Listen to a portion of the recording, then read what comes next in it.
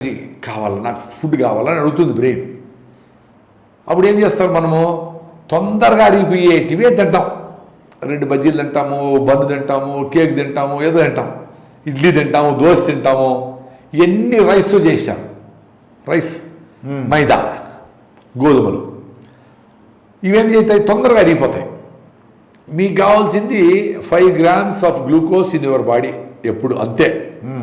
మీ బాడీలో 5 నుంచి 6 లీటర్ల బ్లడ్ ఉంటుంది. 5 నుంచి 6 గ్రాముల గ్లూకోజ్ ఉంటే మీకు కరెక్ట్గా ఉంటుంది. సో దానికి హై ఫైబర్, పీచు పదార్థం ఎక్కువ ఉండే ఫుడ్లు అంటే రాగి రొట్టెలో, జొన్న రొట్టెలో, ఆరికలో, సాపలో, ఊతరలో, అంటుకొరలు ఇవి తింటే చిన్నగా అరుగుతా మీ గ్లూకోజ్ ఇస్తూ ఉంటుంది. అప్పుడు బ్రెయిన్కి ఏమి సఫిషియెంట్ గ్లూకోజ్ ఉంది కాబట్టి బాడీలో ఫుడ్ అవసరం అడగదు అది. మీరు ఎప్పుడైతే తొందరగా అరిగిపోయేది తిన్నారో, అది నూడిల్స్, 2 minutes నూడిల్స్ కానీ ఇంకోటి కానీ ఏదైనా కానీ ఎప్పుడు అరిగిపోయి తిన్నారో అది ఒకటేసారి అరిగిపోయి 250 గ్రాముల గ్లూకోజ్ వచ్చి మీ బ్లడ్లో పడుతుంది. దానంతగా గ్లైకోజన్గా మార్చి అట్లే వాడకుండా ఉంటే ఫ్యాట్గా మార్చి మళ్ళీ పొట్ట ఖాళీ అయిపోయింది కదా, మళ్ళీ అడుగుతుంది భోజనం.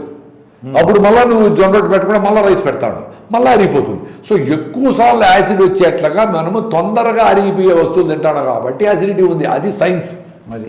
సో దాని నుంచి బయటపడాలంటే ఏ ఫుడ్ తింటే మీకు ఆకలి కాకుండా ఉంటుందో, 4 గంటలు, 5 గంటలు, 6 గంటలు ఆ ఫుడ్ తిన్నామనుకో యాసిడ్లు రావు. సో న్యూట్రిషియస్ ఫుడ్ పెట్టినామనుకో, అంత చిక్కుడుకాయ, అంత ఆకుకూర, అంత కూరగాయ, అంత రైసు, అంత పప్పు, అన్ని ఆరికలు పెట్టామనుకో ఆకలి ఉండదు మీకు. That is the beauty. అది తెలిస్తే ఎక్కువసార్లు తినే దానికే అసిడిటీ ఎక్కువ అవుతా ఉంది. కానీ చాలామంది